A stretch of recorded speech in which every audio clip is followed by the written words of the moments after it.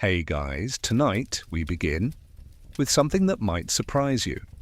The extraordinary hardships faced by women who brought life into the world when the world itself seemed determined to make their work as difficult as possible. Take a moment to like the video and subscribe, but only if you genuinely enjoy what I do here. Let me know in the comments where you're tuning in from and what time it is where you are. Maybe dim the lights, perhaps turn on a fan for that soft background hum, and let's ease into tonight's journey together.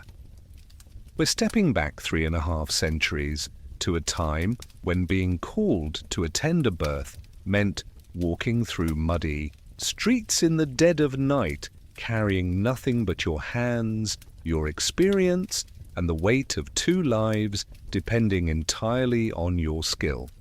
And let's explore why it truly sucked to be a 17th century midwife. The year is 1665 and you are Margaret Fletcher, a midwife in London. The bells of St. Giles have just finished chiming 3 times into the cold November air. You've been awakened not by the bells, but by the urgent pounding on your wooden door that always comes at the worst possible moments. The voice outside is breathless, panicked, a husband whose wife has been in labor since sunset and something has gone wrong. You know this voice. It belongs to Thomas Wright, the blacksmith's apprentice, who lives 3 streets over in a cramped tenement where 5 families share a single courtyard. His wife Mary is 19 and this will be her 2nd child. You remember the first birth, a difficult breech presentation that took 18 hours and left both mother and baby weak for weeks afterward. You sit up in your narrow bed, feeling the familiar weight of responsibility settling onto your shoulders like a heavy cloak. Outside your window, London stretches in all directions, a maze of timber-framed houses leaning drunkenly against each other, their upper stories jutting out over narrow streets that never seem to dry completely. The air carries the perpetual scent of coal smoke, horse manure, and the River Thames with its cargo of human waste and industrial runoff. Your small room is spartanly furnished. A wooden chest contains your few precious possessions: the leather bag that holds your tools, a collection of dried herbs hanging in bundles from the ceiling beams, and the worn copy of an anatomy text that cost you nearly a month's earnings. There's no formal training for what you do. Everything you know came from watching your mother attend births, from assisting her for 12 years before she died of the sweating sickness, and from the hard-earned wisdom of 30 years spent catching babies and fighting death in dim, overcrowded rooms. You dress quickly in the darkness. Your clothing is practical. A sturdy woolen dress in dark brown that won't show bloodstains, a thick leather apron that you can wash and dry between calls, and boots that reach nearly to your knees to protect against the filth of London streets. Over this, you wrap your cloak, the same one you've owned for 15 years, patched and repatched until the original fabric is barely visible beneath layers of repair. Thomas is still pounding on the door, his voice growing more desperate. Mistress Fletcher, please, you must come. The baby. Something's wrong with the baby. You grab your leather bag, checking its contents by feel in the darkness. Inside are your few tools: a small knife for cutting the cord, strips of clean linen for binding, a vial of ergot for controlling bleeding, packets of dried comfrey and birthwort, and a small bottle of aqua vitae for particularly difficult cases. There's also a piece of eagle's stone and a hollow stone containing a smaller stone that rattles when shaken, believed to ease difficult labors. You don't necessarily believe in its power, but mothers do, and sometimes belief is the most powerful medicine you can offer. You open the door to find Thomas Wright standing in the narrow alley, his face pale in the moonlight. His clothes are disheveled, his hair wild, and there's a smell about him. Fear, sweat, and something else. Something that makes your experienced nose wrinkle. The smell of blood. How long has she been bleeding, you ask, not bothering with pleasantries. There's no time for social niceties when death is waiting. Since the sun went down, Thomas stammers. Maybe longer. She told me not to fetch you until... But now she's so pale, and the pain... You're already moving, following him through. The twisting streets of London.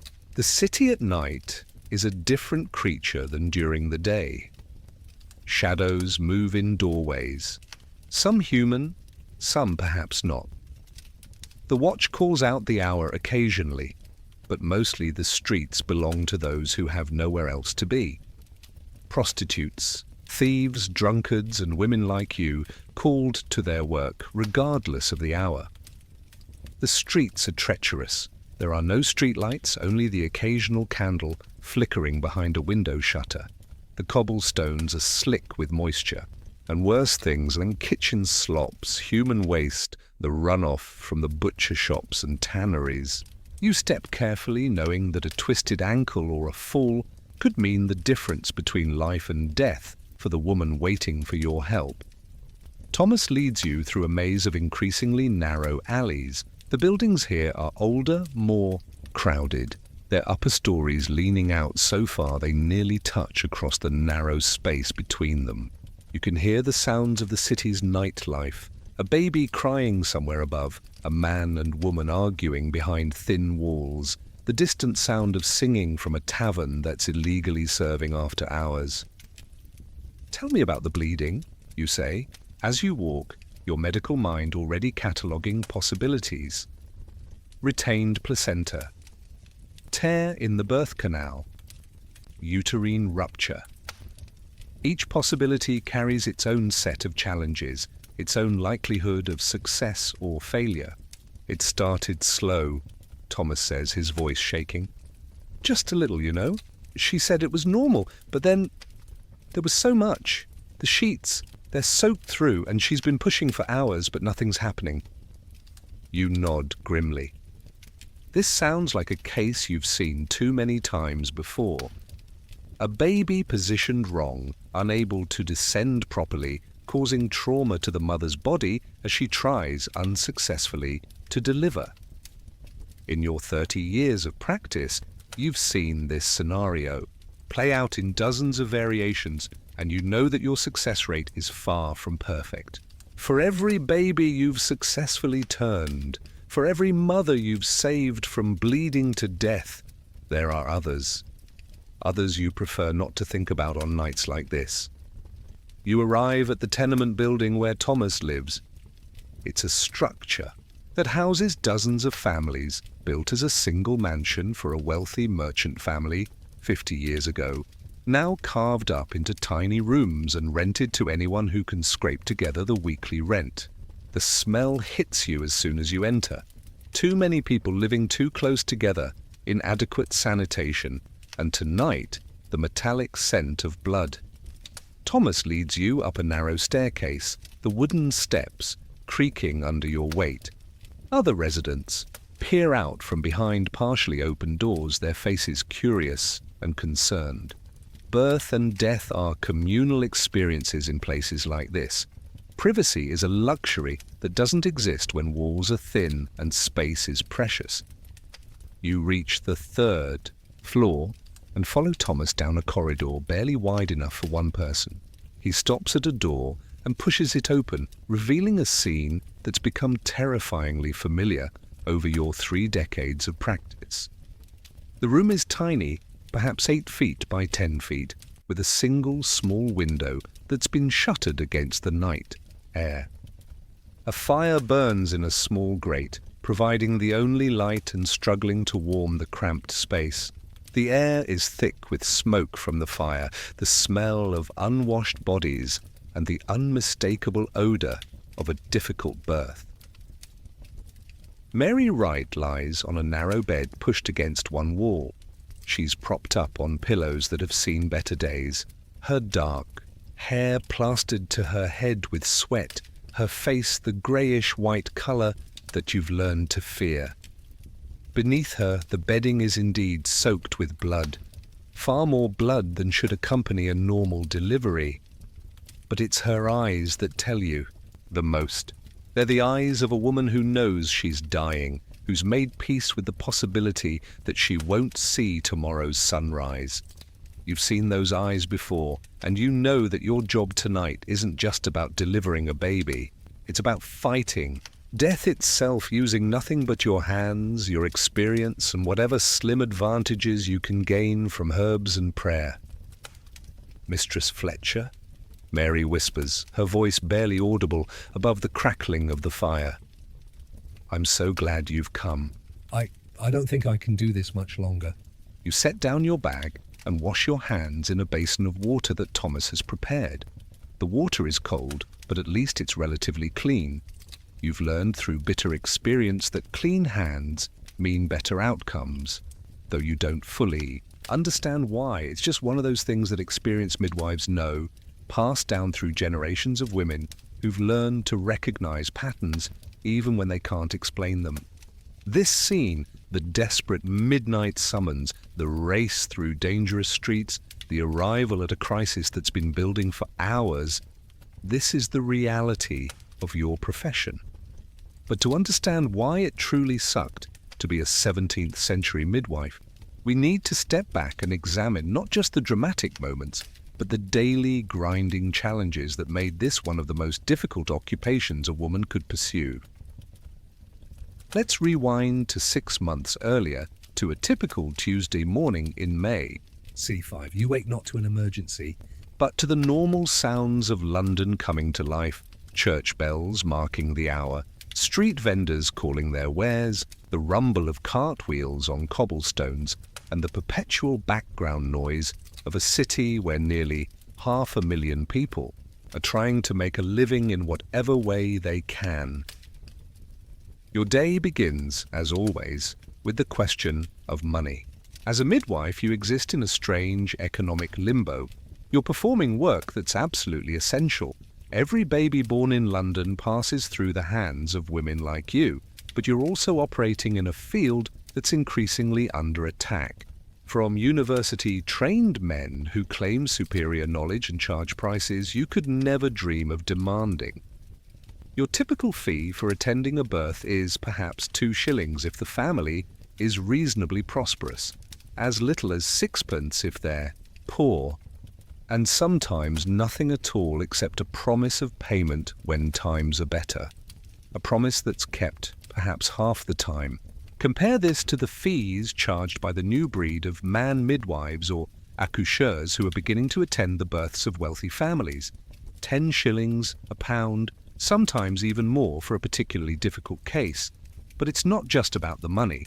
It's about the fact that these male practitioners trained in universities where they've studied anatomy from books and dissected corpses but never touched a living pregnant woman are being hailed as more skilled and knowledgeable than women, like you who've attended hundreds of births and learned through direct experience what works and what doesn't.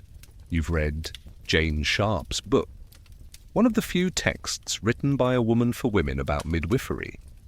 In it, she argues passionately that it is not the work of a man to deliver a woman, it is the work of a woman, and she should be well skilled that takes it In hand, but you know that this argument is losing ground. Wealthy families increasingly prefer the status of having a university-trained male physician attend their births, even though these men often know less about the practical realities of childbirth than an experienced female midwife. Your morning routine involves checking your supplies and making decisions about what you can afford to replace. The herbs that form the backbone of your practice are expensive, and their effectiveness varies depending on how they've been stored and how long since they were gathered. You examine your bundles of dried birthwort used to ease labor pains. The leaves are still a good green color, which means they retain their potency, but your supply is running low and the herb woman who sells them has raised her prices again. You check your store of ergot, a fungus that grows on rye and can be used to control bleeding after birth. It's dangerous, Too much can kill both mother and baby, but in the right dose, it can save a woman's life by causing the uterus to contract and compress the blood vessels. You've learned to use it through trial and error with no formal instruction, except the guidance passed down from your mother and the other midwives in your community. The problem is that there's no standardization, no way to ensure quality or potency. The ergot you buy from one supplier might be twice as strong as what you get from another, but there's no way to tell until you use it. You've learned to start with tiny doses and watch carefully for effects, but this kind of uncertainty adds yet another layer of stress to an already difficult profession. Your tools are simple and few. Unlike the male physicians with their impressive arrays of forceps and other instruments, you work primarily with your hands and your experience. You have a small knife for cutting the umbilical cord, strips of linen for binding, and a few basic remedies, but mostly you rely on positioning, massage, and the kind of intuitive understanding of the birth process that comes only from years of experience. The lack of formal training is both a blessing and a curse. You learned by watching your mother, by assisting her for years before taking on cases of your own. This apprenticeship model meant that you learned practical skills from someone who had decades of real-world experience. But it also meant that your knowledge has gaps, anatomical details that might help you understand why certain complications occur, or techniques that might be used in other parts of the country but haven't made their way to your corner of London. This is one of the fundamental frustrations of being a midwife in this era. You know that knowledge exists that could help you save more mothers and babies, but that knowledge is scattered, unorganized, and often deliberately kept from women like you. The universities where anatomy is taught don't admit women. The medical texts are written in Latin, which many midwives can't read. Even Jane Sharp's book, written specifically for midwives, draws heavily on the work of male physicians who had theoretical knowledge but little practical experience. Around mid-morning, you receive your first call of the day. It's not an emergency. A woman in her 7th month of pregnancy who's experiencing some cramping and wants reassurance. These routine calls are actually a crucial part of your practice, both economically and medically. They provide a small but steady income, and they allow you to build relationships with pregnant women so that when they do go into labor, they're comfortable with you and trust your judgment. You walk across London to reach your patient, a journey that takes nearly an hour through streets that are crowded, noisy, and often dangerous. The city is a maze of narrow alleys and crooked streets, many of them unnamed and most of them unpaved. Cart traffic creates constant bottlenecks, and you regularly have to press yourself against buildings to avoid being trampled by horses or knocked down by carriages whose drivers show little concern for pedestrians. The smell of London is overwhelming, a mixture of coal smoke, animal waste, rotting food, unwashed bodies, and industrial pollution from the soapworks, tanneries, and breweries that crowd the city. The Thames, which should be a source of fresh water, instead serves as an open sewer for nearly 500,000 people.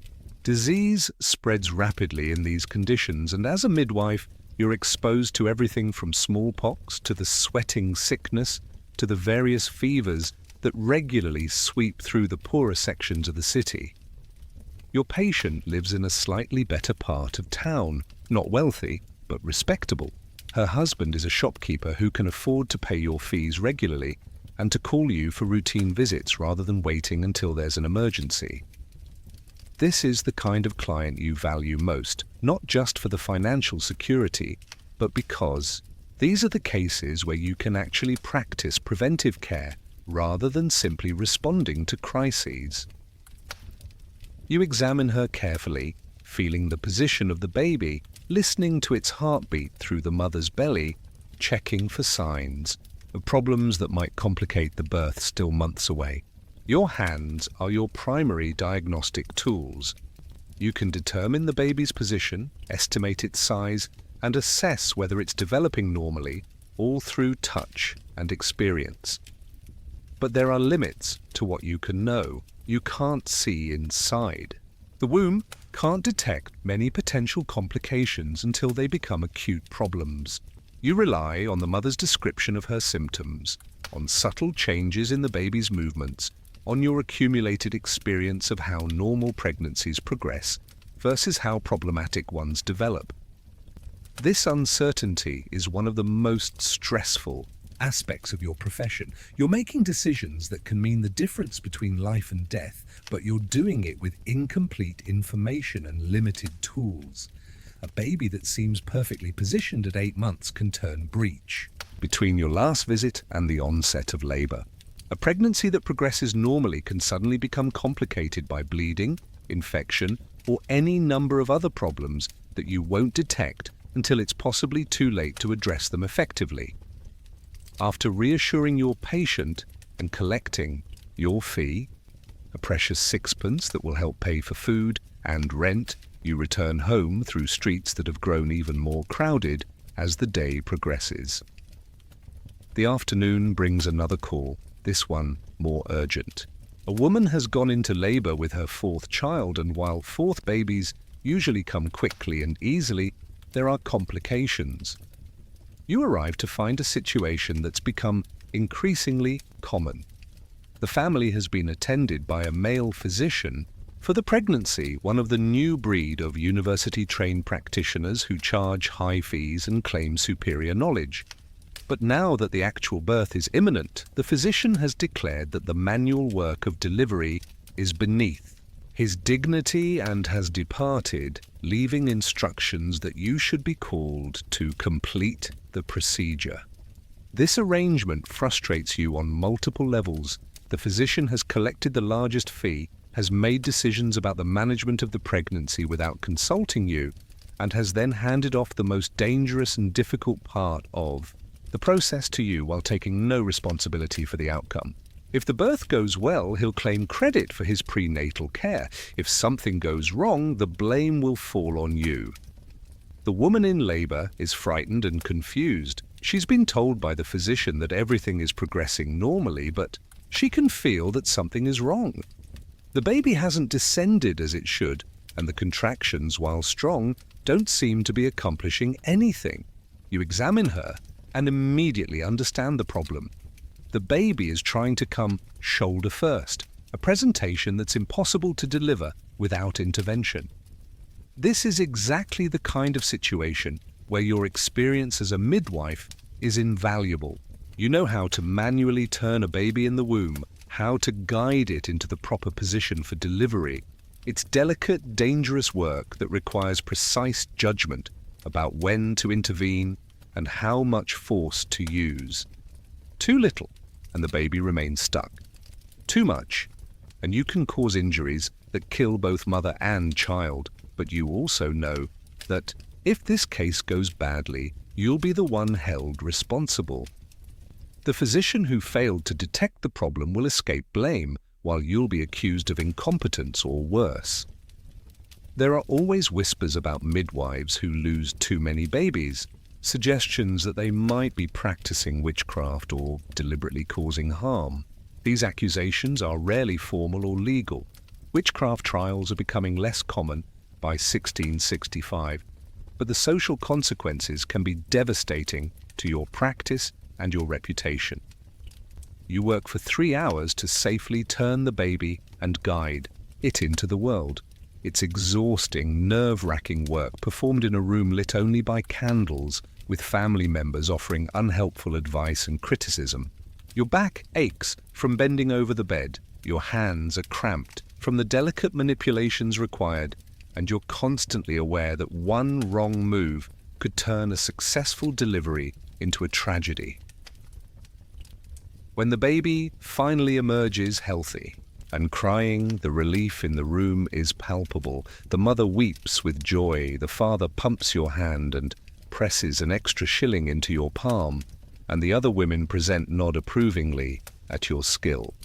But you know that tomorrow the story that will be told is how the university-trained physician managed the pregnancy expertly, and the baby was born healthy under his care. your role will be minimized or ignored entirely. This pattern, being called in to handle the difficult or dangerous work while receiving little credit and bearing most of the blame for poor outcomes, is becoming increasingly common as male physicians establish themselves in the field of childbirth. It's not just frustrating, it's economically threatening. If wealthy families begin to see midwives as merely assistants to male physicians rather than skilled practitioners in their own right, it will become increasingly difficult for women like you to make a living. The evening brings you home exhausted, both physically and emotionally drained. You've attended 2 births, made several routine visits, and spent most of the day walking across London through streets that seem designed to make your job as difficult as possible. Your feet hurt, your back aches, and you're hungry because you haven't had time to eat a proper meal. But your day isn't over. As you sit down to a simple supper of bread, cheese, and small beer, there's another knock at your door. This time, it's a young girl, perhaps 12 years old, sent by her mother who's gone into labor with her first child. The girl is frightened and speaks in the rushed, breathless way that tells you this is an emergency. You sigh, wrap your cloak around your shoulders again, check your bag to make sure you have everything you need, and head out into the London night. This is the reality of being a midwife. You're never really off duty, never free from the possibility that someone's life might depend on your immediate response to a call for help. As you follow the girl through the darkening streets, you reflect on the contradictions of your profession. You're performing work that's absolutely essential to society. Every person alive has been delivered by someone like you, but you're doing it for low pay, with minimal recognition, and under increasingly difficult circumstances, as your traditional role is challenged by university-trained men who claim superior knowledge despite having less practical experience. You're working with tools and techniques that haven't changed significantly in centuries, while knowing that somewhere, in universities and medical schools that you'll never be allowed to attend, new knowledge is being developed that could help you save more lives. You're making life and death decisions based on experience and intuition, while being criticized for not having formal training that's deliberately denied to women. Most frustrating of all, you're competing not just with other midwives for clients, but with male physicians who charge higher fees and offer the prestige of university training, even though their actual experience with childbirth is often far more limited than yours. You know that you can handle difficult births that would stump a newly graduated physician, but you also know that social prejudices and professional politics are gradually eroding the traditional respect accorded to skilled midwives. This is what it means to be a midwife in 16 to 65 London, to be caught between the traditional world where women's knowledge and experience were valued and the emerging modern world where formal education and professional credentials matter more than practical skill. You're fighting not just to save individual mothers and babies, but to preserve a role for women in one of the few professions where they've traditionally held authority and respect. Now we return to that November night, to Mary Wright, bleeding, on her narrow bed, to the moment when all of your training, experience and intuition must come together to save 2 lives or watch them slip away despite everything you can do. You approach Mary's bedside with the calm, confident manner that you've learned to project even when you're deeply concerned about the outcome. Panic is contagious in a birthing room, and frightened mothers often have more difficult labors than calm ones. Your first job is always to assess the situation thoroughly while projecting an aura of competent control. How long since the waters broke? You ask Thomas, your hands already moving to examine Mary's condition. Hours ago, he replies, wringing his hands. Maybe 6 hours, 7. It was just after sunset when she said she felt something give way, and then the bleeding started getting worse. You nod, continuing your examination. This is both good news and bad news. Good, because it means the cervix has dilated properly and the birth process is genuinely underway. Bad, because prolonged labor after the waters break increases the risk of infection and other complications. Mary's pulse is rapid and weak, a sign that she's lost more blood than is safe. Her skin is clammy and pale, and when you check her eyes, the inner lids are nearly white instead of the healthy pink they should be. These are all signs of serious blood loss, the kind that can quickly become life-threatening if you can't identify and address the source. "Mary," you say gently, taking her hand, "I need to examine you to see what's happening. It may be uncomfortable, but I need to understand why you're bleeding so much." She nods weakly, too exhausted to speak. You wash your hands again in the T2 basin of water, wishing it were warmer, cleaner, better than the lukewarm liquid that's the best Thomas could provide. But this is another reality of 17th century midwifery. You work with whatever conditions you find, adapting your techniques to match the resources available. Your internal examination confirms your worst fears. The baby is positioned transversely, lying sideways across the birth canal in a position that makes normal delivery impossible. This is why Mary has been pushing for hours without progress, and why the continued contractions have caused tearing and bleeding. Without intervention, both mother and baby will die. But the intervention required is dangerous, difficult, and far from guaranteed to succeed. You need to reach inside the uterus and manually turn the baby into a position where it can be delivered. This procedure, called internal version, requires precise judgment about timing, technique, and force. Done incorrectly, it can cause massive bleeding, uterine rupture, or injuries to the baby that result in death or permanent disability. You've performed internal version perhaps 20 times in your career, with mixed results. Sometimes it works perfectly. The baby turns easily, slides into the proper position, and is born healthy within minutes.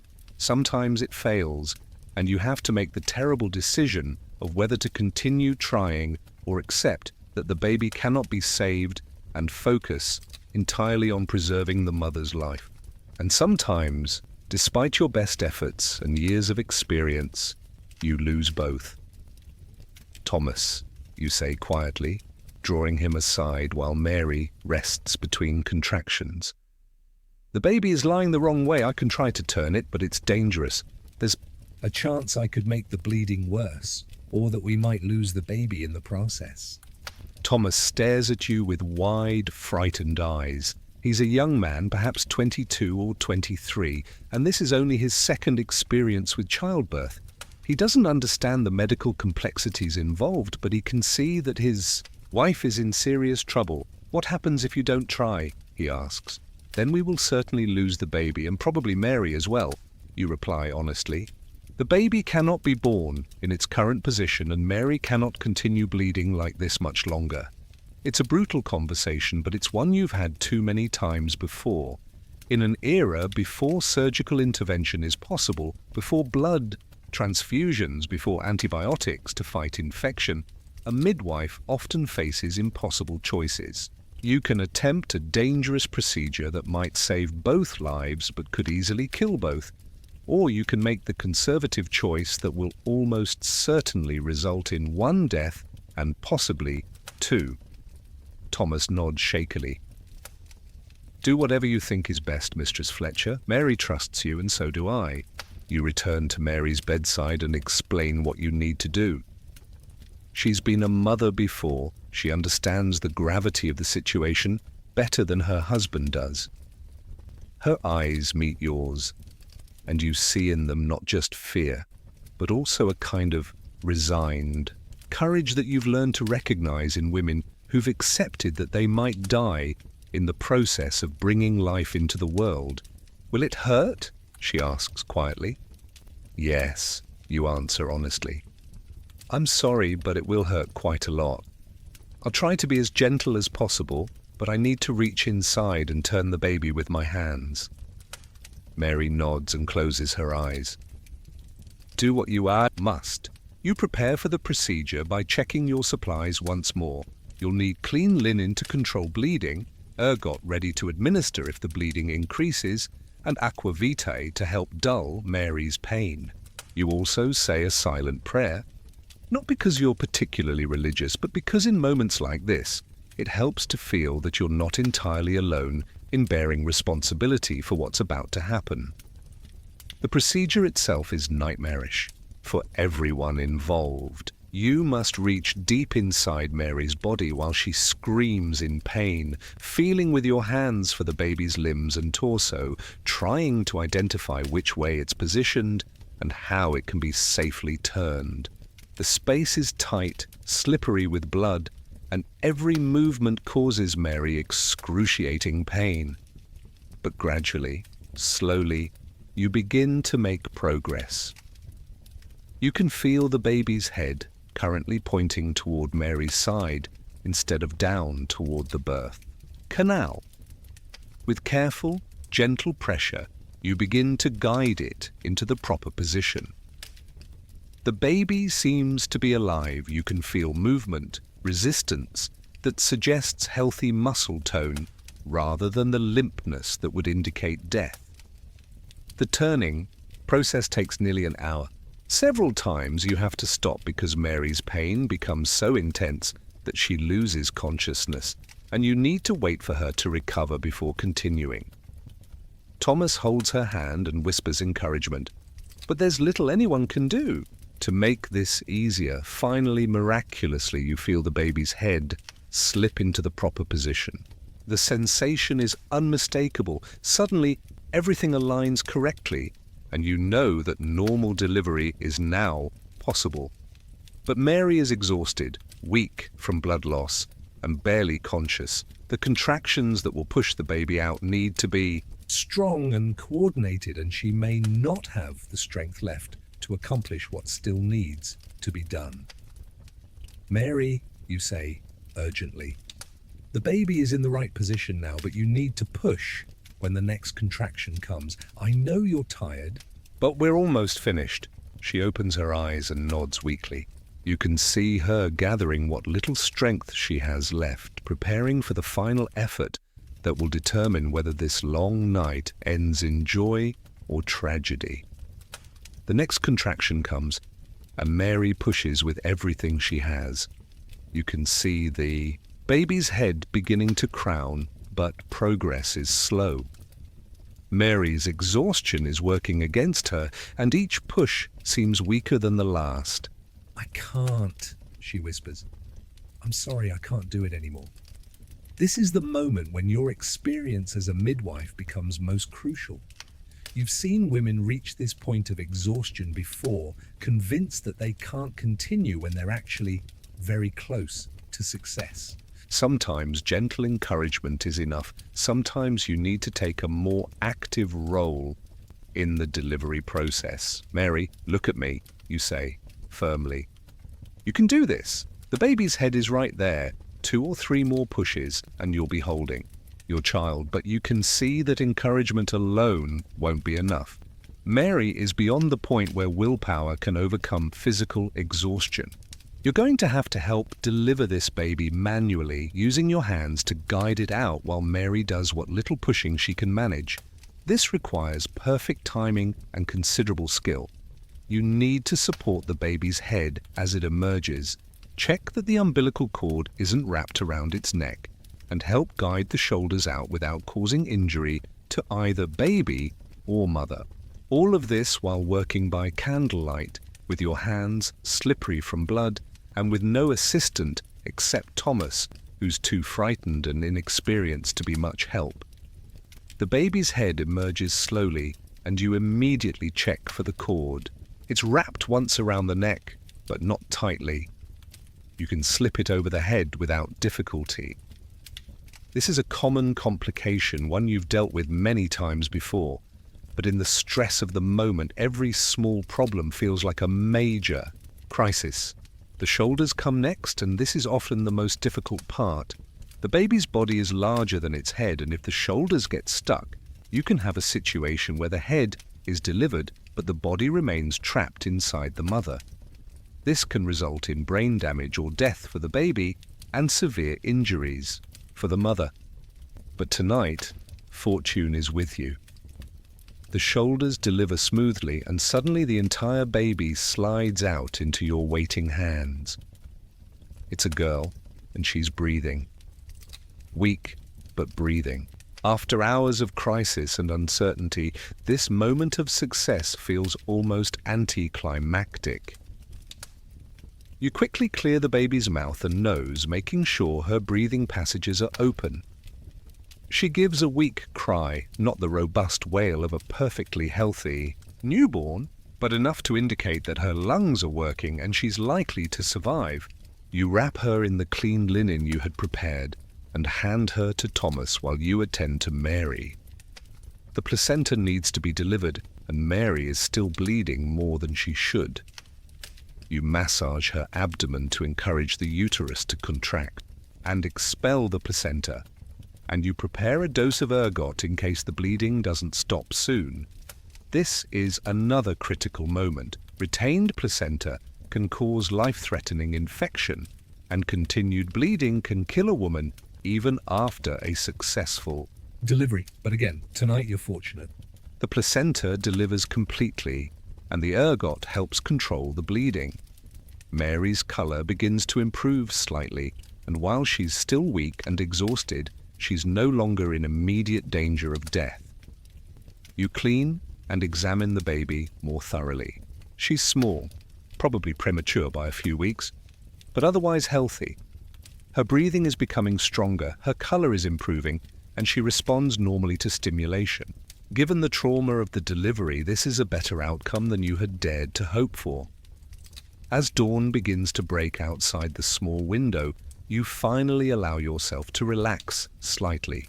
Both mother and baby are alive, and while Mary will need weeks to recover fully, the immediate crisis has passed. You've performed internal version successfully, delivered a baby who was in an impossible position, and controlled bleeding that could have killed the mother. But even in this moment of success, you're aware of how easily things could have gone differently. If the baby had been positioned slightly differently, if Mary had been weaker, if the bleeding had been more severe, any of these factors could have turned tonight into a tragedy instead of a triumph. The line between success and failure in a 17th century midwifery is razor thin, and it's determined as much by luck as by skill. Thomas is weeping with relief, holding his daughter and whispering prayers of thanksgiving. Mary is sleeping, finally free from pain for the first time in nearly 12 hours. You clean your tools, pack your bag, and prepare to leave instructions for Mary's recovery. But as you organize your thoughts, preparing to explain to Thomas how to care for his wife and daughter over the coming weeks, you're struck by the profound isolation of your profession. There's no one to share this success with, no colleague to discuss the techniques you used, no formal record that will be kept of what worked and what didn't.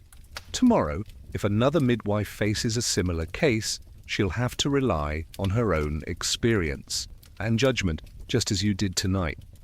This isolation is one of the most difficult aspects of being a 17th century midwife. Unlike male physicians who attend university together, form professional associations, and share knowledge through published texts, midwives work largely alone. Each woman must learn through her own experience, making the same mistakes that others have made before her, rediscovering techniques that could be taught systematically if there were any mechanism for sharing professional knowledge among women. You leave the right family as the sun is fully up, walking home through streets that are coming to life with the sounds of another day beginning. Shopkeepers are opening their establishments, street vendors are setting up their stalls, and the great machine of London commerce is stirring to life. But you carry with you the weight of the night's events.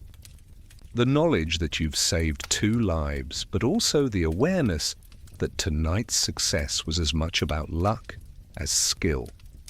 The walk home takes you through different neighborhoods, each with its own character and challenges. You pass through the area near the docks where sailors and dock workers are already beginning their day. The smell here is different, salt air mixed with tar, rope, and the exotic scents of spices and goods from distant lands. But underneath these maritime odors lies the ever-present stench of human waste and industrial pollution that characterizes every part of London.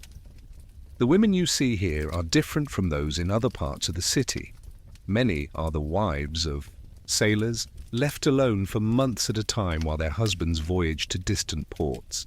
Others are involved in the maritime trades themselves, selling food to crews, mending sails and nets, or working in the warehouses where imported goods are stored. These women often have a toughness born of necessity, a self-reliance that comes from managing households and businesses without male support for extended periods. You've attended births in this neighborhood, and they present their own unique challenges. The women here are often malnourished due to the irregular income that comes from maritime work. Their husbands may be away for the birth, leaving them to rely on neighbors and other women for support during labor. The housing is often substandard, converted warehouses or hastily built tenements that provide little protection from the elements and even less privacy. But there's also a strong sense of community among these women.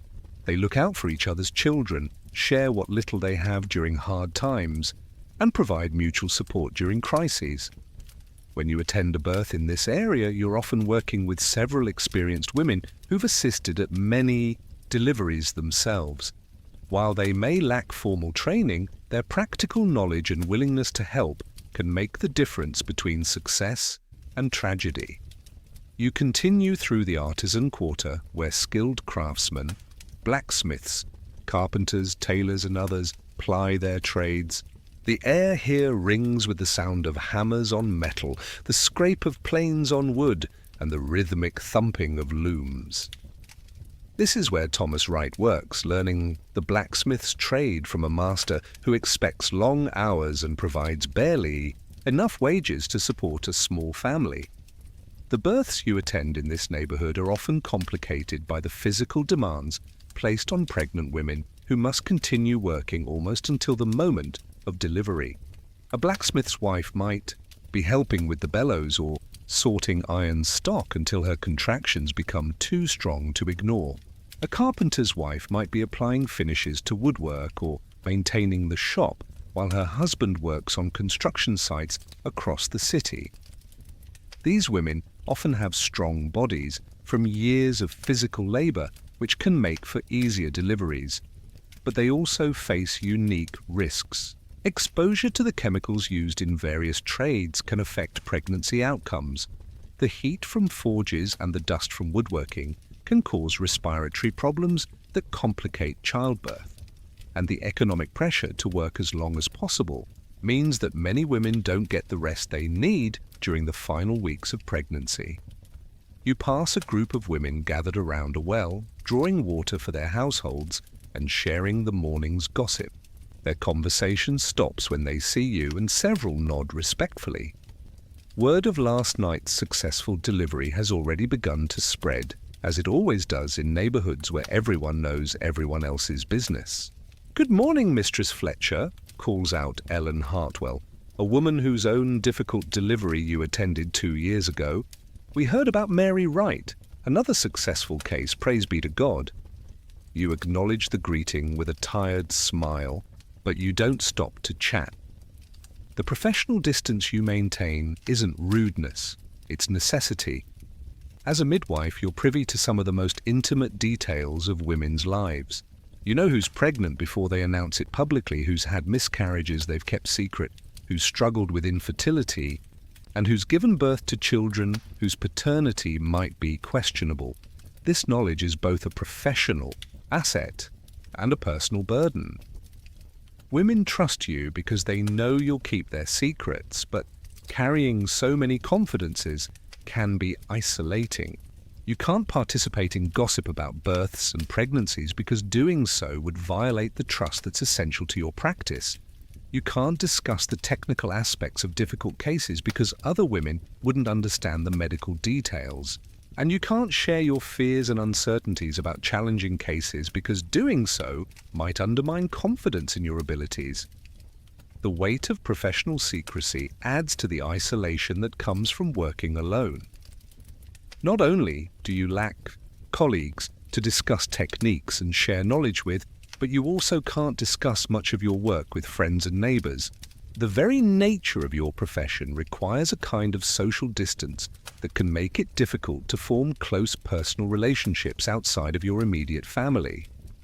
You reach the market district where vendors are setting up their stalls and the day's trading is beginning in earnest. This is where you purchase many of the herbs and supplies that form the foundation of your practice, and it's also where you encounter some of the economic pressures that make midwifery such a challenging profession.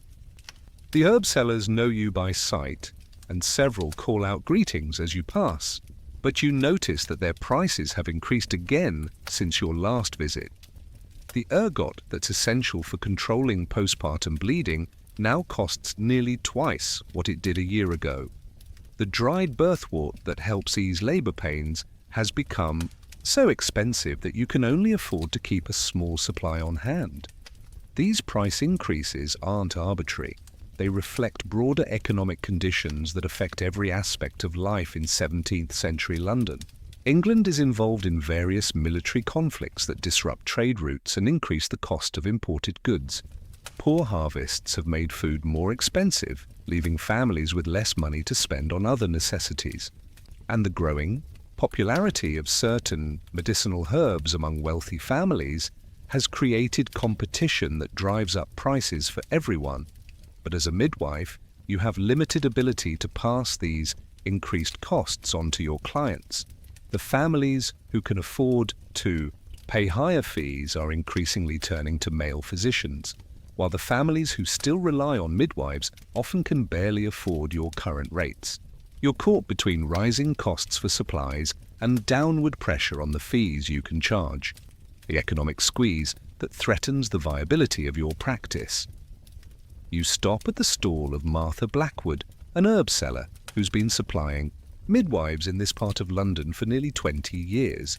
She's a shrewd businesswoman who understands the medicinal properties of her wares better than many physicians, but she's also sympathetic to the economic challenges faced by women trying to earn a living in health-related trades. "Morning, Margaret," she says, using the informal address that reflects your long business relationship. "I heard about the Wright case. Transverse presentation with heavy bleeding, from what I'm told. Must have been touch and go for a while." You nod, impressed as always by how quickly news travels through the network of women who support London's midwives. It was close. The internal version took nearly an hour, and I wasn't sure we'd be able to control the bleeding afterward. Martha nods knowingly. "I've got some fresh ergot that came in yesterday. Good quality, potent but not dangerous. And there's a new shipment of birthwort that's supposed to be particularly effective. But I have to warn you, the prices..." She quotes figures that make you wince. "The ergot alone will cost more than you earned from the right delivery, and you need to maintain supplies of dozens of different herbs and remedies to handle the full range of complications you might encounter." "I know it's difficult," Martha continues, seeing your expression. "But the suppliers are demanding higher prices, and I can't stay in business if I don't pass at least some of the increase along. Maybe we can work out some kind of arrangement. You could pay for some of it now and the rest when you have a good month." This kind of informal credit arrangement is common among the women who support each other's businesses in London's healthcare trades. Herb sellers extend credit to midwives. Midwives recommend reliable herb sellers to their clients, and both groups share information about which suppliers provide the best quality product. It's a network of mutual support that helps compensate for the lack of formal professional institutions. But it's also a precarious system that depends on personal relationships and trust. If an herb seller goes out of business, midwives may lose both their supplies and any credit they've extended.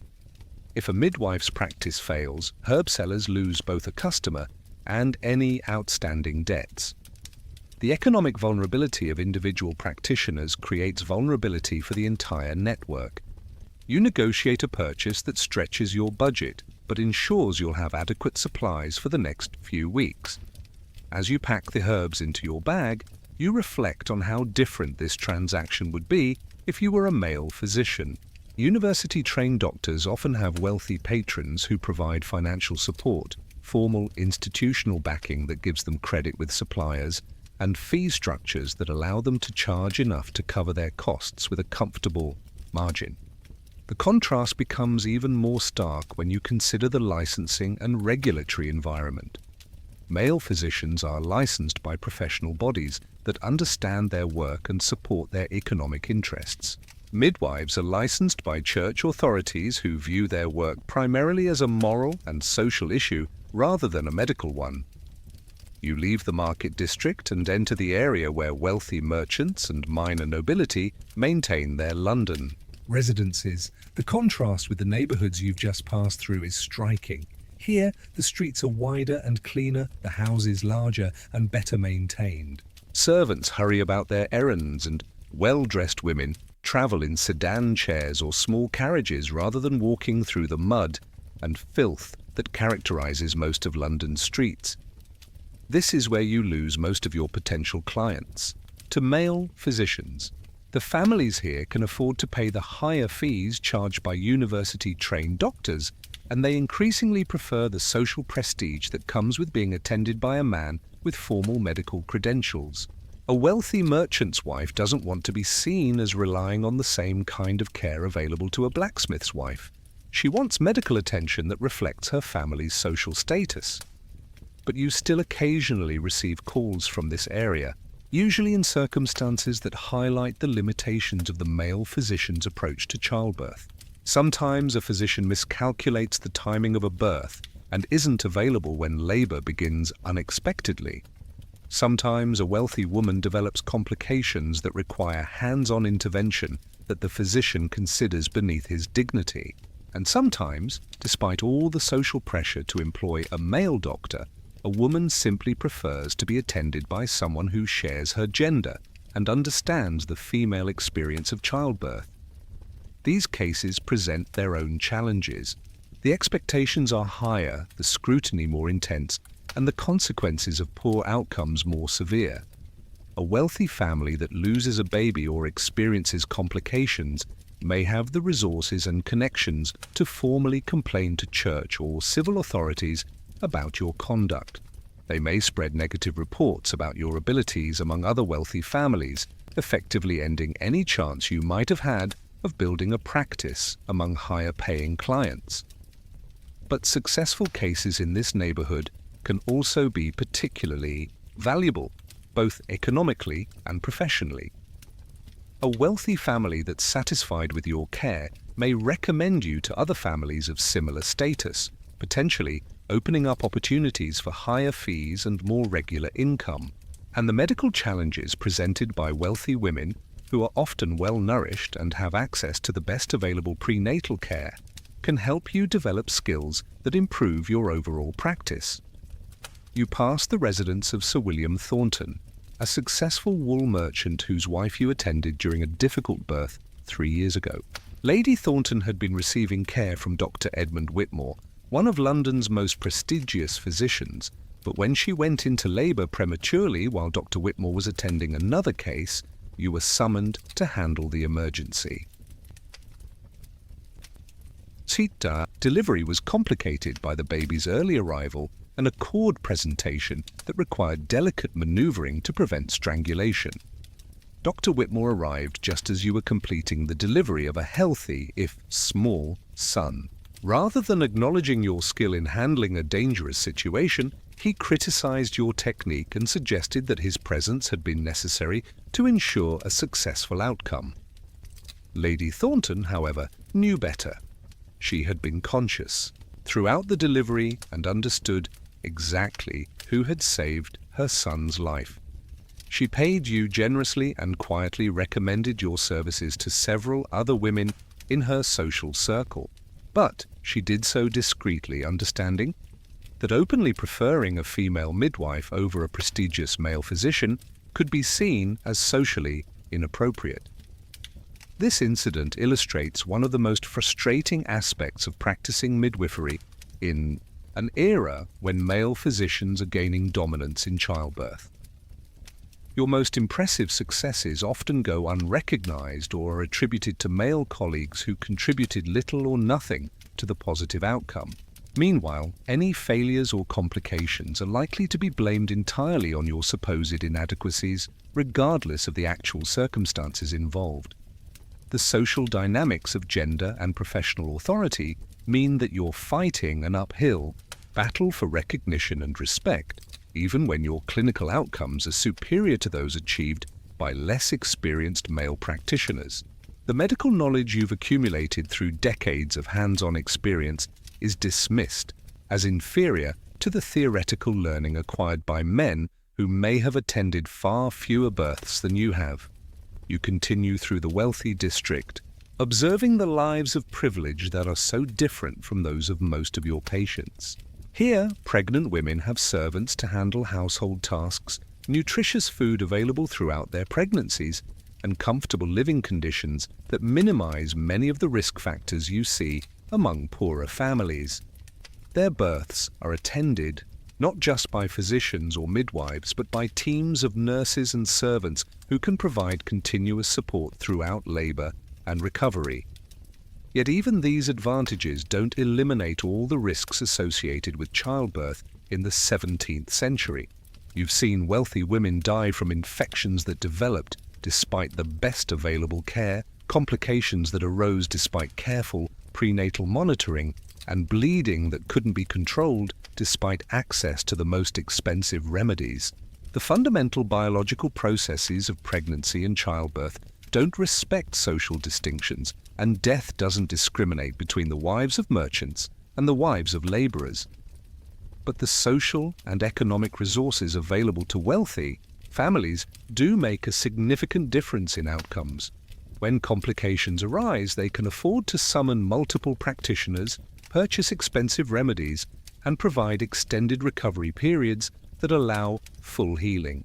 When tragedies occur, they have the financial resources to try again, to seek care from multiple specialists, and to weather the emotional and practical consequences of infant or maternal mortality. You leave the wealthy district and enter the area around St. Paul's Cathedral, where church officials, lawyers, and other professionals maintain their offices and residences. This is where many of the decisions that affect your profession are made. In ecclesiastical courts that oversee midwifery licensing, in legal chambers where the boundaries of medical practice are defined, and in government offices where regulations affecting healthcare are developed. The relationship between midwifery and these institutional authorities is complex and often problematic. On one hand, church licensing provides some official recognition of your skills and helps establish your credibility with potential clients. On the other hand, the licensing process subjects you to oversight by men who may have little understanding of the practical realities of your work. The moral requirements attached to midwifery licenses create particularly difficult situations. You're expected to report illegitimate births to church authorities, refuse to perform abortions or help women conceal pregnancies, and generally serve as an agent of social control in addition to providing medical care. These expectations can conflict with your professional obligation to provide compassionate care to all women who need your services regardless of their circumstances.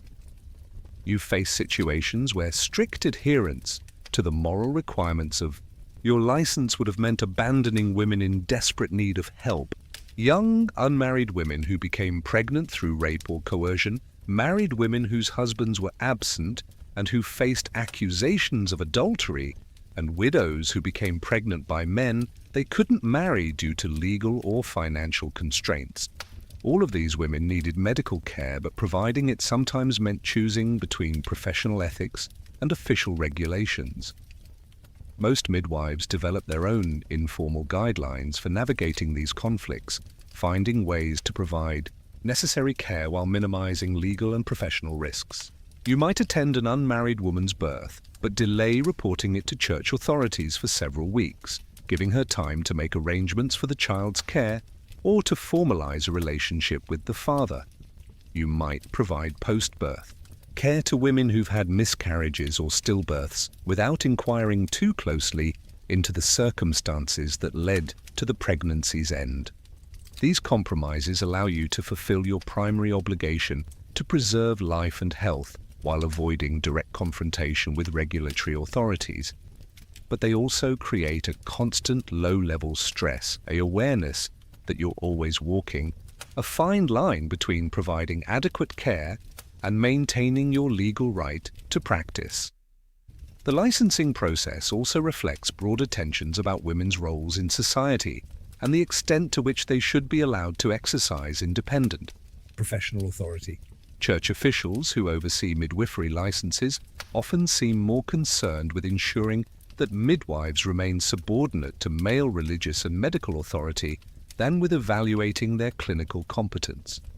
You've sat through licensing examinations, where more time was spent discussing your religious beliefs and moral character than your knowledge of anatomy or your experience with difficult births. You've been required to swear oaths promising to defer to physicians' judgment in complex cases, even when your experience suggests that the physician's approaches may be less effective than traditional midwifery techniques. These requirements reflect a worldview in which women's knowledge and authority are seen as inherently suspect, requiring constant oversight and limitation by male authorities. The fact that midwifery is the one profession where women have traditionally held primary responsibility and expertise makes it a particular target for those who believe that female independence threatens social order. As you approach your home, neighborhood, you encounter Sarah Whitmore, a younger midwife who's been practicing for only about 5 years. Sarah represents a different generation of midwives, women who've grown up during the period when male physicians were becoming increasingly prominent in childbirth. Her approach to the profession reflects both the opportunities and challenges created by these changing circumstances. "Margaret!" Sarah calls out, hurrying to catch up with you. "I heard about the right case. A transverse presentation with internal version. That must have been terrifying. I've only attempted that procedure twice, and both times I was convinced I was going to lose both mother and baby." You slow your pace to allow Sarah to walk with you, appreciating the opportunity to discuss technical aspects of your work with someone who understands the challenges involved. This kind of informal consultation between midwives is one of the few ways that professional knowledge gets shared in your field. "The key is not to rush," you explain. "The temptation is to try to turn the baby quickly because you're worried About the bleeding, but sudden movements can cause more damage than slow, careful manipulation, and you have to constantly assess whether the baby is still alive and whether the mother can tolerate continued intervention." Sarah nods eagerly. Clearly grateful for guidance that she can't get from any formal training program. Dr. Harrison told Mrs. Pemberton that internal version is dangerous and should only be attempted by qualified physicians. But when she went into labor last month with a similar presentation, he couldn't manage it. He kept trying to use forceps to extract the baby, but it wasn't positioned properly. Finally, he gave up and called me to attempt the version. This story illustrates one of the ironies of the current situation in childbirth care. Male physicians often claim that procedures like internal version are too dangerous for midwives to attempt, but when faced with actual cases requiring these techniques, they may lack the practical experience necessary to perform them successfully. The theoretical knowledge gained from studying anatomy texts doesn't necessarily translate into the manual dexterity and intuitive understanding needed for complex obstetrical procedures. How did the Pemberton case turn out, you ask? Successfully, thank God. The version worked, and both mother and baby survived. But Dr. Harrison took credit for the outcome, saying that his initial assessment and preparation made the successful version possible. Mrs. Pemberton knew better. She was conscious throughout and could see that he had no idea what he was doing, but she didn't contradict his account publicly. This pattern, male physicians claiming credit for successful outcomes achieved by female midwives, is becoming increasingly common as the two professions compete for wealthy clients. It's a particularly galling form of professional theft, made possible by social attitudes that automatically assign greater credibility to male practitioners regardless of their actual contributions to patient care. The frustrating thing, Sarah continues, is that Dr. Harrison is now telling other families that he has special expertise in complicated presentations when he's never successfully performed an internal version in his life. Meanwhile, I can't advertise my experience with the procedure because it would be seen as inappropriate for a woman to claim superior knowledge to a university-trained physician. You understand Sarah's frustration, having experienced similar situations throughout your career. The professional constraints placed on midwives make it difficult to build reputations based on clinical expertise, even when that expertise is demonstrably superior to what's offered by male competitors. Have you considered trying to document your cases more systematically, you ask? Jane Sharp kept detailed records of her births, and that experience helped her write her book. Even if we can't publish our knowledge as freely as the male physicians do, we can at least preserve it for other midwives. Sarah looks interested, but uncertain. I've thought about it, but I'm not sure how to organize such records. And I worry about what would happen if church authorities or physicians saw documentation that might be interpreted as evidence that I'm practicing beyond my supposed competence. This concern reflects another way in which professional restrictions limit midwives' ability to advance their field. The very act of systematically documenting cases and analyzing outcomes could be seen as inappropriate presumption of medical authority that properly belongs to university-trained men. Midwives are expected to practice based on traditional knowledge and experience, not to engage in the kind of systematic observation and analysis that characterizes formal medical practice. Yet without some mechanism for documenting and sharing knowledge, each generation of midwives must learn primarily through trial and error, making the same mistakes and rediscovering the same solutions that previous generations have already encountered. The lack of systematic knowledge preservation and transmission is one of the factors that makes it difficult for midwifery to compete effectively with the increasingly organized and institutionalized practice of male physicians. You reach your street and prepare to part company with Sarah, but she has one more question. I've been thinking about trying to organize informal meetings among the midwives in this part of London. Nothing formal or official, just opportunities to share experiences and learn from each other. Do you think there would be interest in something like that? The idea appeals to you, but you're also aware of the practical and political obstacles it would face. It's a good thought, but it would have to be very carefully managed. If church authorities or the Physicians Guild heard about midwives meeting regularly to discuss medical matters, they might see it as an attempt to organize professional competition. And some midwives might be reluctant to participate because they'd worry about sharing competitive advantages with potential rivals. Sarah nods thoughtfully. I hadn't considered the competitive aspect. I suppose when we're all trying to attract the same clients, there's a limit to how much cooperation is possible. This conversation highlights one of the fundamental challenges facing midwifery in this era. The lack of formal professional institutions means that midwives have no organized way to advance their collective interests, share knowledge, or coordinate responses to challenges from male physicians. But the economic competition between individual practitioners makes it difficult to create informal alternatives to these missing institutions. Male physicians have professional guilds, university connections, and social networks that allow them to coordinate their activities and present a united front in defending their interests. Midwives remain scattered and isolated, each woman defending her own practice without the benefit of collective organization or mutual support. You arrive at your own dwelling, a small but comfortable house that you've been able to maintain through 3 decades of successful practice.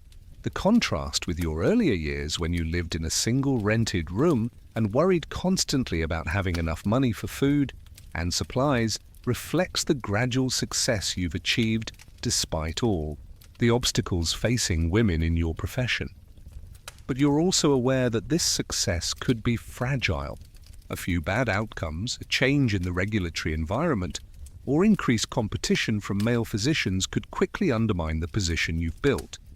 The lack of institutional protections means that individual midwives rise or fall based on their own efforts and the vagaries of circumstance, with little safety net to protect against professional or personal disasters. As you enter your house and begin to prepare for what you hope will be a few hours of rest before the next call comes, you reflect on the complex mixture of satisfaction and frustration that characterizes your professional life. The knowledge that you've saved lives, that your skills have made a genuine difference in the world, provides deep satisfaction that no amount of professional difficulty can completely overshadow. But the daily struggles with economic pressure, professional isolation, regulatory constraints, and social prejudice take their toll. You're practicing a profession that society considers essential but refuses to properly value, using skills that you've developed through decades of experience, but which are dismissed as inferior to theoretical knowledge, and serving clients who depend on your expertise but often prefer the social prestige of male practitioners. The irony is that many of the challenges you face stem from the very success of midwifery as a female profession. For centuries, women like you have maintained exclusive responsibility for attending births, developing sophisticated techniques for managing complications, and achieving generally positive outcomes despite primitive conditions and limited resources. This success has created a valuable professional territory that men now want to claim for themselves. If midwifery had been a less successful profession, if women had achieved poor outcomes or failed to develop effective techniques, male physicians might have had less interest in taking over the field. But precisely because generations of midwives have demonstrated that childbirth can be managed successfully with appropriate knowledge and skill, the profession has become attractive to men who want to add obstetrics to their medical practices. The tragedy is that this transition from female to male authority in childbirth isn't happening because male physicians have demonstrably superior knowledge or achieve better outcomes. In many cases, the reverse is true. Experienced midwives often have better practical knowledge and achieve better results than newly qualified male physicians. But social and economic factors favor male practitioners regardless of their actual competence, creating a situation where inferior care may be preferred because it's provided by practitioners with higher social status. As you settle down to rest, you carry with you the weight of these broader professional concerns alongside the satisfaction of last night's successful delivery. You've saved 2 lives and demonstrated once again that female knowledge and skill can triumph over seemingly impossible odds. But you've also been reminded of how precarious your position is, how much of your success depends on factors beyond your control, and how little recognition your achievements are likely to receive from the broader society you serve. Tomorrow will bring new challenges, new calls for help, new opportunities to demonstrate your skills, and new risks of professional or personal failure. You'll face these challenges as you always have, with the knowledge and experience you've accumulated over 3 decades of practice, the tools and techniques you've learned through trial and error, and the determination to save as many lives as possible despite all the obstacles placed in your path. The soft sounds of London settling into late morning, distant church bells, the calls of street vendors, the rumble of cartwheels on cobblestones provide a gentle backdrop as you finally allow exhaustion to overtake you. You've earned this rest, this brief respite from the demands of a profession that requires constant vigilance and immediate response to crises. But even as you drift towards sleep, part of your mind remains alert for the sound of footsteps approaching. Your door for the urgent knocking that signals another emergency, another woman in need of the skills that only decades of experience can provide. This is the reality of being a 17th century midwife, never completely off duty, never free from the possibility that someone's life might depend on your immediate response to a call for help. And despite all the hardships and frustrations, despite the professional challenges and social obstacles, you wouldn't choose any other life. The knowledge that your work matters, that your skills save lives, that your presence provides comfort and hope to women in their most vulnerable moments, this knowledge sustains you through every difficulty and makes every sacrifice worthwhile. 3. Weeks later, you return to check on Mary Wright and her daughter. This follow-up visit she'll have to rely on her own experience and judgment, just as you did tonight. This isolation is one of the most difficult aspects of being a 17th century midwife. Unlike male physicians who attend university together, form professional associations, and share knowledge through published texts, midwives work largely alone. Each woman must learn through her own experience, making the same mistakes that others have made before her, rediscovering techniques that could be taught systematically if there were any mechanism for sharing professional knowledge among women. You leave the right family as the sun is fully up, walking home through streets that are coming to life with the sounds of another day beginning. Shopkeepers are opening their establishments, street vendors are setting up their stalls, and the great machine of London commerce is stirring to life. But you carry with you the weight of the night's events, the knowledge that you've saved 2 lives, but also the awareness that tonight's success was as much about luck as skill. 3 weeks later, you return to check on Mary Wright and her daughter. This follow-up visit is part of your professional responsibility, but it's also personally important to you.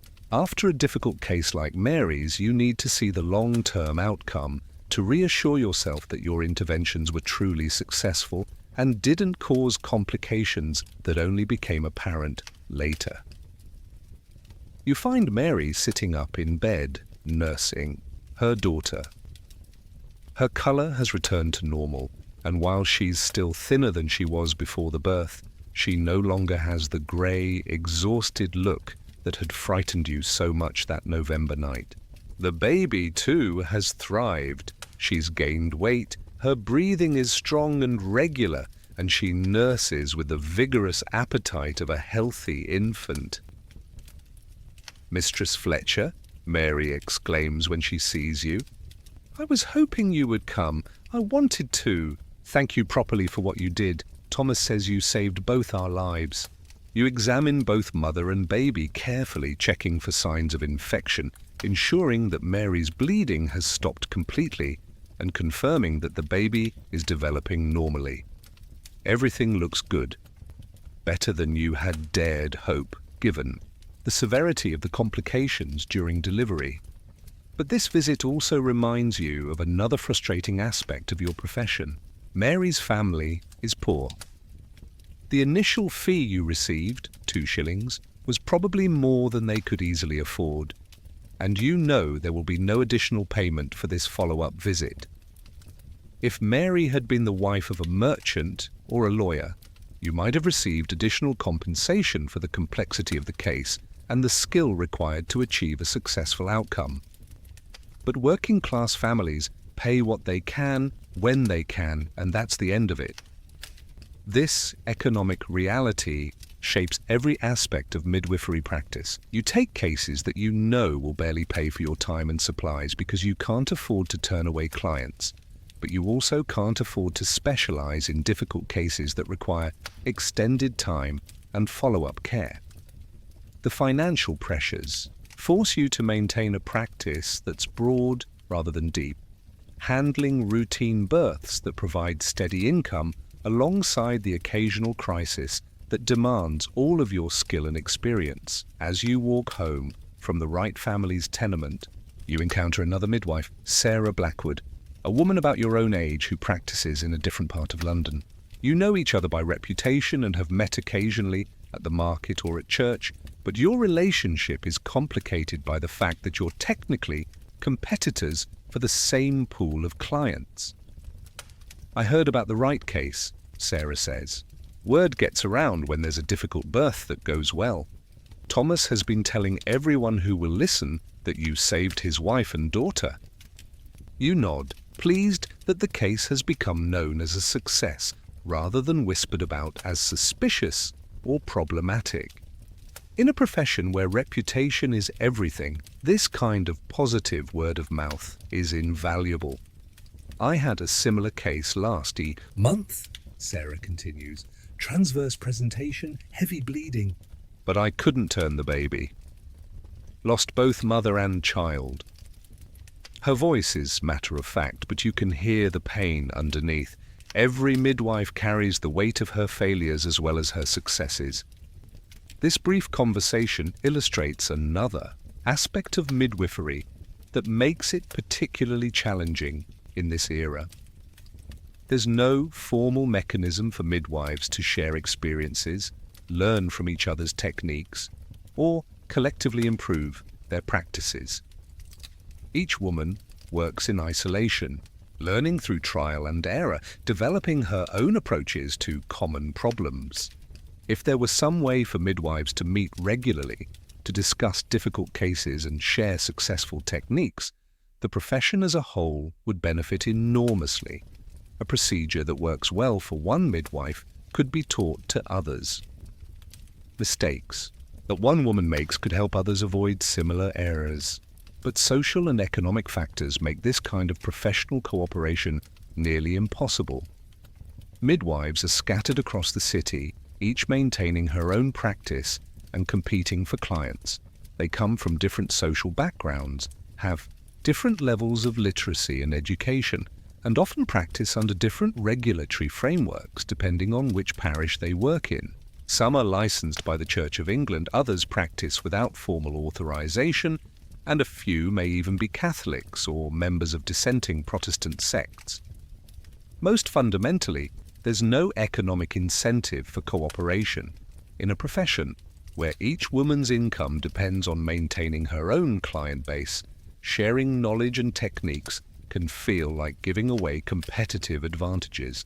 A midwife who develops a particularly effective treatment for postpartum bleeding, for example, might hesitate to teach it to other midwives who could then offer the same service to potential clients. You continue your walk through London, observing the city that provides the context for your work. The streets are crowded with people trying to make a living in whatever way they can. Street vendors hawking everything from fresh bread to used clothing, craftsmen advertising their services, beggars asking for charity, and the constant stream of merchants, labourers and servants who keep the city functioning.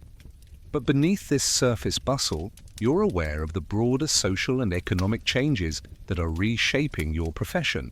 The rise of university-trained male physicians represents more than just competition for wealthy clients. It's part of a larger transformation in how medical knowledge is created, validated, and transmitted. For centuries, midwifery was an exclusively female profession because it was assumed that only women could understand the mysteries of childbirth and that only women should be present during such intimate moments. Knowledge was passed down from mother to daughter, from experienced midwife to apprentice, through generations of women who learned by watching, assisting, and gradually taking on more responsibility. But now, this traditional system is being challenged by men who claim that formal education in anatomy and medicine makes them more qualified to attend births than women with decades of practical experience. These male physicians argue that empirical knowledge, the kind gained through hands-on experience, is less reliable than theoretical knowledge gained through study of anatomical texts and observation of dissections. In some ways, they have a point. Your knowledge of anatomy is limited to what you can feel through a woman's belly and what you've learned from assisting at births. You don't fully understand the internal structure of the reproductive organs, the mechanics of circulation, or the physiological processes that govern pregnancy and childbirth. This knowledge gap sometimes makes it difficult for you to understand why certain complications occur, or to predict which women are most likely to have difficult births. But the male physician's knowledge has gaps too.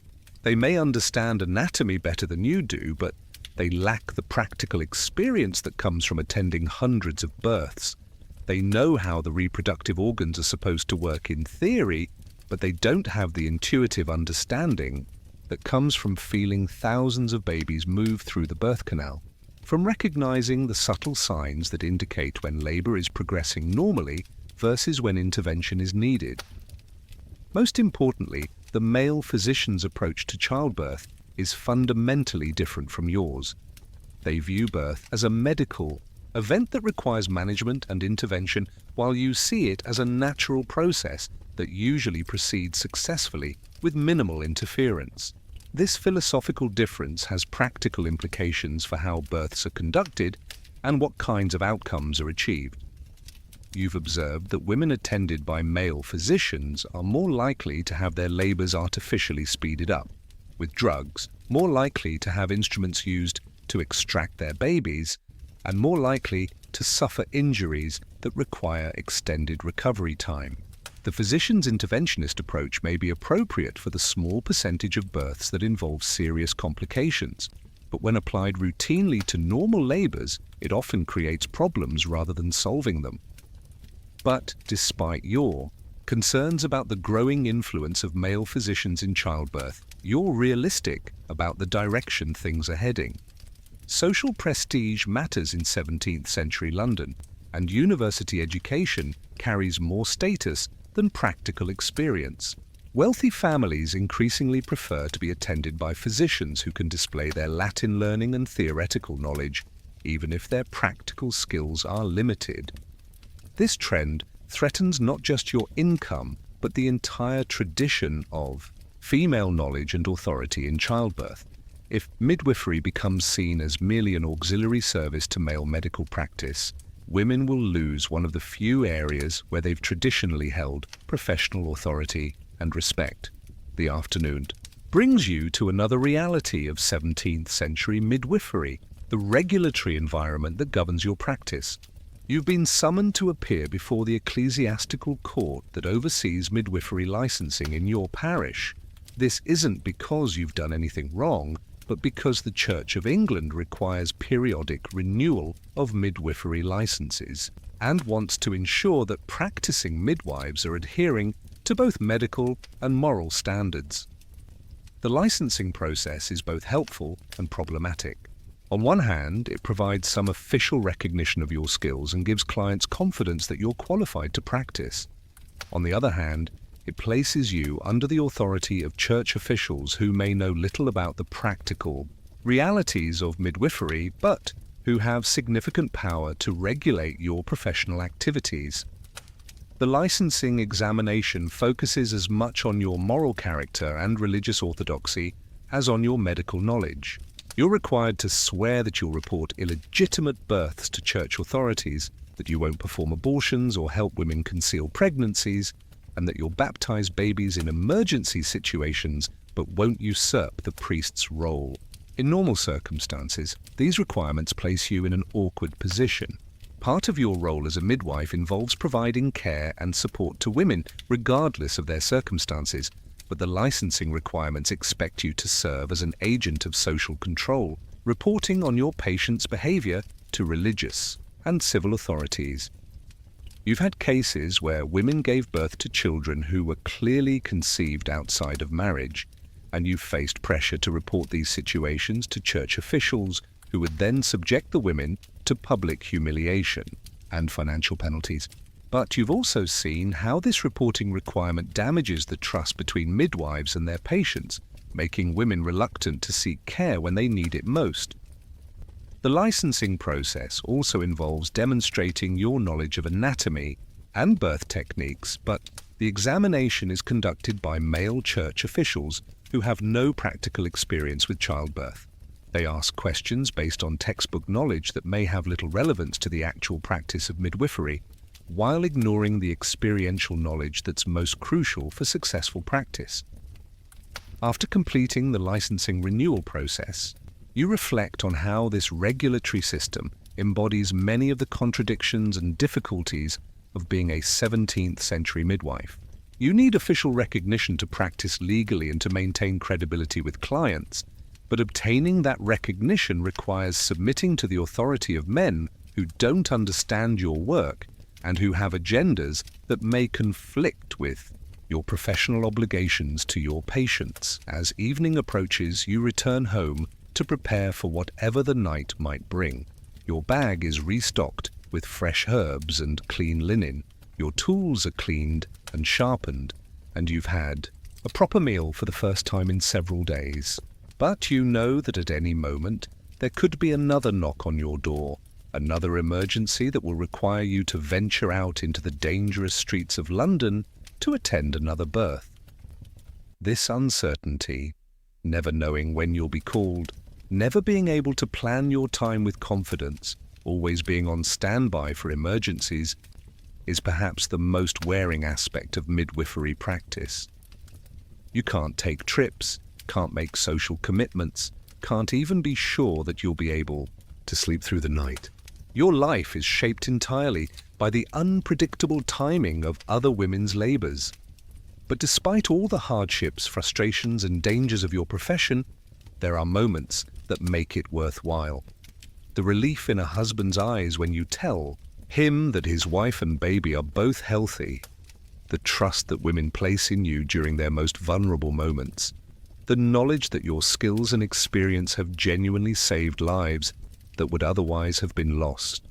Tonight, as you prepare for sleep, you carry with you the memory of Mary Wright holding her daughter both alive and healthy because of your intervention during that crisis-filled November night. These successes don't erase the failures, don't eliminate the frustrations of working in a profession that's increasingly undervalued and threatened, but they remind you why this work matters and why women like you continue to practice despite all the obstacles placed in your path. As we draw away from Margaret Fletcher's world and back toward our own time, it's worth reflecting on what made the life of a 17th century midwife so particularly challenging, and how those challenges reflected broader patterns in the history of women's work and professional authority. The difficulties faced by midwives in this era weren't simply the result of primitive medical knowledge or harsh living conditions, though both of those factors certainly played a role. More fundamentally, 17th century midwives were caught in a period of transition between two very different systems of medical knowledge and professional authority. For centuries before this period, midwifery had been an exclusively female domain, passed down through generations of women who learned through apprenticeship and practical experience. This system had its limitations. Knowledge was sometimes lost when experienced practitioners died. Techniques varied widely from region to region, and there was no mechanism for systematic improvement of practices, but it also had significant strengths. Women learned from practitioners who had decades of hands-on experience. They developed intuitive understanding of the birth process that came from attending hundreds of deliveries, and they maintained the trust and confidence of their female patients. The 17th century marked the beginning of a fundamental transformation in this system. University-trained male physicians, armed with new knowledge of anatomy gained through dissection and study of classical texts, began to challenge the traditional authority of female midwives. These men argued that theoretical knowledge of anatomy and physiology was more reliable than empirical knowledge gained through experience, and that their university education made them more qualified to attend births than women who had learned through apprenticeship. This challenge was part of a broader cultural shift toward valuing formal education over practical experience, written knowledge over oral tradition, and male professional authority over female practical wisdom. Similar patterns can be seen in other fields during this period, traditional female healers being displaced by university-trained physicians, folk knowledge being dismissed in favor of scholarly learning, and empirical practices being replaced by theoretical systems. For midwives, this transition was particularly painful because it threatened not just their economic livelihood, but their professional identity and social status. Midwifery was one of the few areas where women had traditionally held authority and respect, where they could earn an independent income and command deference from both men and women. The rise of male physicians in childbirth represented a fundamental challenge to this traditional female authority.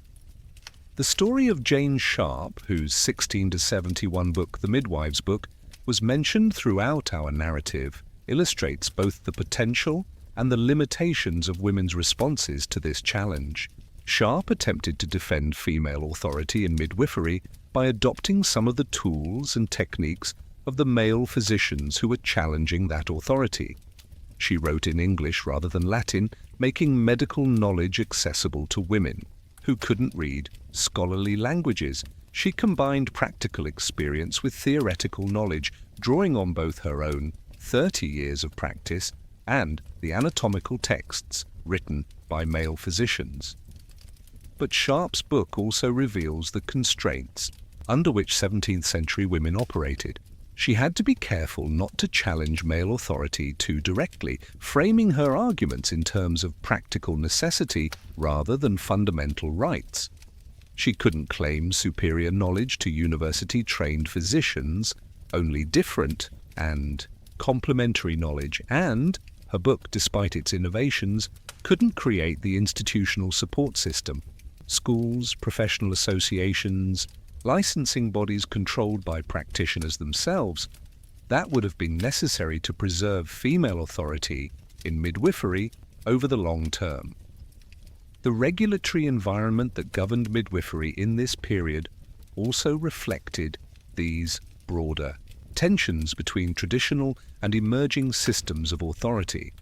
The Church of England's licensing requirements for midwives represented an attempt to maintain some oversight of the profession, while acknowledging that the church hierarchy itself lacked the practical knowledge necessary to evaluate midwifery skills directly.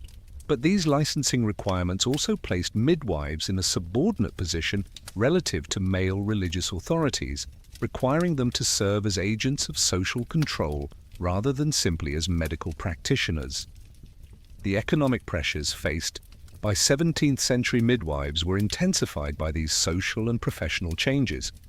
As wealthy families increasingly turned to male physicians for childbirth care, midwives found themselves competing for a shrinking pool of clients, while also facing downward pressure on fees. The need to maintain broad practices serving multiple social classes made it difficult for midwives to specialize in complex cases or to develop the kind of expertise that might have allowed them to compete more effectively with university-trained physicians. Perhaps most tragically, the isolation in which individual midwives worked prevented them from mounting an effective collective response to these challenges.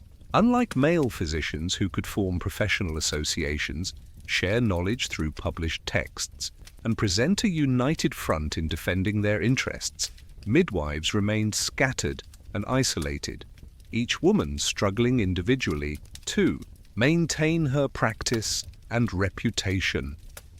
The working conditions faced by women like Margaret Fletcher, the dangerous nighttime travel through city streets, the primitive medical tools, the constant risk of being blamed for poor outcomes beyond their control, were made more difficult by this broader context of professional and social change. They were not just struggling against disease and death, but against historical forces that were gradually eroding the traditional foundations of their profession. Yet despite all these challenges, midwives continued to practice, continued to develop their skills, and continued to save lives. The success stories, like Margaret's intervention in Mary Wright's difficult birth, remind us that practical experience and intuitive understanding retained their value even as formal education and theoretical knowledge gained prestige. The knowledge And techniques developed by generations of midwives didn't disappear overnight. They were gradually incorporated into the emerging system of medicalized childbirth, often without acknowledgement of their origins in female practice. Understanding this history helps us appreciate not just the specific hardships faced by 17th century midwives, but the broader patterns of how professional knowledge is created, validated, and transmitted across different social groups. The transition from female to male authority in childbirth wasn't simply a matter of scientific progress replacing Ignorance. it was a complex social process involving questions of education, professional status, economic interests, and cultural values about the proper roles of men and women in society. Tonight, as you drift towards sleep, perhaps you'll carry with you an appreciation for the countless women like Margaret Fletcher who worked in difficult and dangerous conditions to bring new life safely into the world, who developed and preserved crucial knowledge about childbirth through generations of practice, and who faced the challenges of social and professional change with resilience and determination. Their stories remind us that behind every historical transformation are individual human beings struggling to maintain their dignity, their livelihood, and their sense of purpose in the face of forces beyond their control. The soft sounds of your modern world, perhaps a fan humming quietly, perhaps the distant whisper of traffic, can carry you gently away from the harsh realities of 17th century London, away from the candle-lit rooms where women labored and midwives worked through long, dangerous nights, toward the peaceful rest that comes from understanding something new about the complex tapestry of human experience across the centuries.